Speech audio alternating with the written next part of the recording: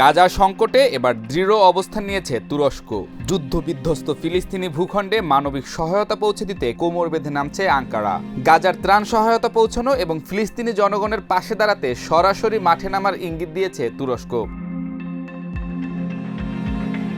সম্প্রতি হামাসের রাজনৈতিক পরিষদের প্রধান মোহাম্মদ দারবিশ এবং তার প্রতিনিধি দল বৈঠক করেছে তুরস্কের গোয়েন্দা প্রধান ইব্রাহিম কালিনের সঙ্গে। তুরস্কের রাষ্ট্রীয় সংবাদ সংস্থা আনাদুলু জানিয়েছে, বৈঠকে মানবিক সহায়তা পৌঁছে দেওয়ার উপায়, গাজাবাসীকে জোরপূর্বক বাস্তুচ্যুত করার যে কোনো পরিকল্পনার মোকাবিলা এবং ইসরায়েলি দখলদারিত্বের বিরুদ্ধে সম্মিলিত প্রতিরোধ নিয়ে আলোচনা হয়েছে ওই বৈঠকে। যদিও বৈঠকটি কোথায় অনুষ্ঠিত হয়েছে তা আনুষ্ঠানিকভাবে জানানো হয়নি। বিভিন্ন আন্তর্জাতিক সংবাদ মাধ্যম জানিয়েছে এটি তুরস্কেই অনুষ্ঠিত হয়েছে।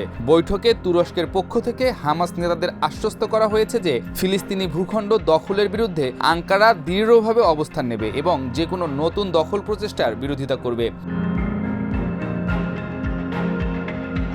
বান্ডেল থাকলে প্রতি সেনমানিতে টাকা বাঁচবে।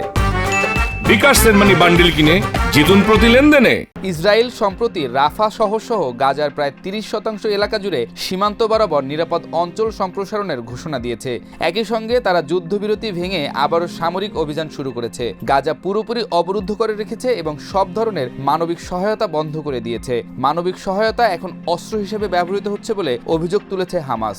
গাজার মানবিক বিপর্যয় রোধে এবার সেখানে ত্রাণ ও খাদ্য সহায়তা পৌঁছে দিতে তুরস্ক সব ধরনের প্রস্তুতি গ্রহণ করেছে বলে দাবি দেশটির একাধিক গণমাধ্যমের।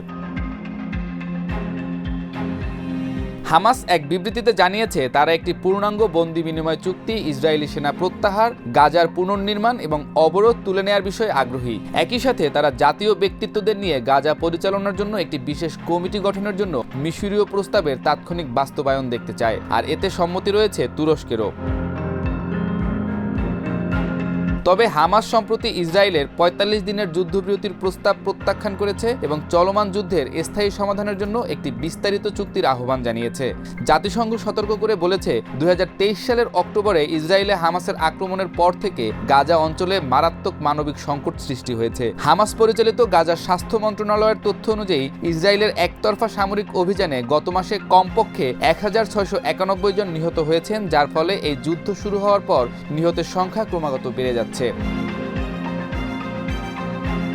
নিহতের সংখ্যা কেবল অস্ত্রের আঘাতে বাড়ছে এমন নয়, ইসরায়েল সব ধরনের ত্রাণ সহায়তার উপরও নিষেধাজ্ঞা দিয়েছে। এমন অবস্থায় অনাহারে মৃত্যুর সংখ্যাও বাড়ছে। এমন অবস্থায় সব ধরনের নিষেধাজ্ঞা এবং বাধাকে উপেক্ষা করে তুরস্ক গাজায় ত্রাণ সহায়তা পৌঁছাতে এরই মাঝে প্রস্তুতির অংশ হিসেবে সেনাবাহিনী মোতায়েন করেছে। তুরস্কের এমন সরাসরি হস্তক্ষেপ এবং সেনা মোতায়েনের প্রস্তুতি ফিলিস্তিন সংকটে এক নতুন মোড় আনতে চলেছে বলেই মনে করছেন বিশ্লেষকরা।